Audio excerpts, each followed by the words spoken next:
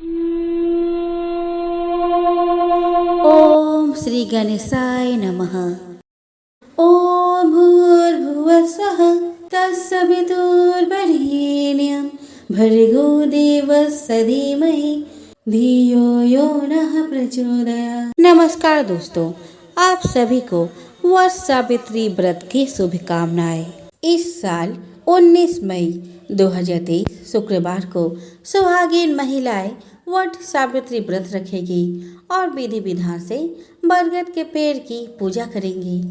इस दिन सुहागिन महिलाएं अपने पति की लंबी आयु के लिए व्रत रखती है। यह व्रत सावित्री को समर्पित किया जाता है। मान्यता है कि ज्येष्ठ माह के कृष्ण पक्ष की अमावस्या तिथि को ही सावित्री ने अपने पति सत्यवान के प्राण यमराज से बचाए थे। तभी से इस दिन वट सावित्री व्रत रखा जाता है। इस दिन व्रत करने से अखंड सौभाग्य की प्राप्ति होती है। विधि विधान से पूजा अर्चना के अलावे इस दिन वट सावित्री व्रत कथा भी पढ़नी चाहिए। तो चलिए दोस्तों, वट सावित्री व्रत कथा का श्रवण करें। पौराणिक कथा के अनुसार भद्र देश में अश्वपति नाम के धर्मात्मा राजा का राज था। उनकी कोई संतान नहीं थी। संतान प्राप्ति के लिए राजा ने यज्ञ करवाया, जिसके शुभ फल से कुछ समय बाद उन्हें एक कन्या की प्राप्ति हुई। इस कन्या का नाम सावित्री रखा गया। जब सावित्री विवाह योग्य हुई तो उन्होंने ध्युमसेन के पुत्र सत्यवान को अपने पति के रूप में वरण किया। सत्यवान के पिता भी राजा थे, परंतु उनका राजपाट छीन गया था, जिसके कारण वे लोग बहुत ही दरिद्रता में जीवन व्यतीत कर रहे थे। सत्यवान की माता पिता की भी आंखों की रोशनी चली गई थी। सत्यवान जंगल से लकड़ी काटकर लाते और उन्हें बेचकर जैसे तैसे अपना गुजारा करते थे। जब सावित्री और सत्यवान की विवाह की बात चली, तब नारद मुनि ने सावित्री के पिता राजा अश्वपति को बताया कि सत्यवान अल्पायु है और विवाह के 1 वर्ष पश्चात ही उसकी मृत्यु हो जाएगी।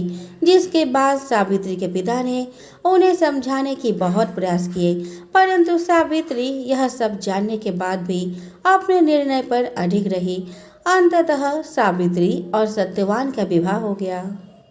इसके बाद सावित्री सास ससुर और पति के सेवा में लग गई। समय बीतता गया और वह दिन भी आ गया जब नारद मुनि ने सत्यवान की मृत्यु के लिए बताया था।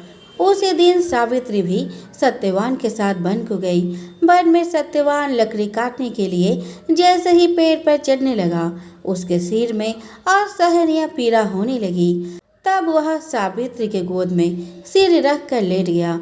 कुछ ही समय में उनके समक्ष अनेक दूतों के साथ स्वयं यमराज खड़े हुए थे। यमराज सत्यवान की आत्मा को लेकर दक्षिण दिशा की ओर चलने लगे। पतिव्रता सावित्री भी उनके पीछे चलने लगी। आगे जाकर यमराज ने सावित्री से कहा कि हे पतिव्रता नारी, जहाँ तक मनुष्य साथ दे सकता है, तुमने अपने पति का साथ दे दिया, अब तुम लौट जाओ। इस पर सावित्री ने कहा, जहाँ तक मेरे पति जाएंगे वहाँ तक मुझे जाना चाहिए, यही सनातन सत्य है। यमराज सावित्री के वाणी सुनकर प्रसन्न हुए और उनसे 3 वर मांगने को कहा। सावित्री ने कहा कि मेरे सास ससुर अंधे हैं, उन्हें नेत्र ज्योति दे। यमराज ने तथास्तु कहकर उसे लौट जाने को कहा और आगे बढ़ने लगे, किंतु सावित्री यम के पीछे ही चलती रही। यमराज ने प्रसन्न होकर पुनः वर मांगने को कहा। सावित्री ने वर मांगा, मेरे ससुर का खोया हुआ राज्य उन्हें वापस मिल जाए। इसके बाद सावित्री ने यमदेव से वर मांगा कि मैं सत्यवान के 100 पुत्रों की मां बनना चाहती हूँ, कृपा कर आप मुझे वरदान दे।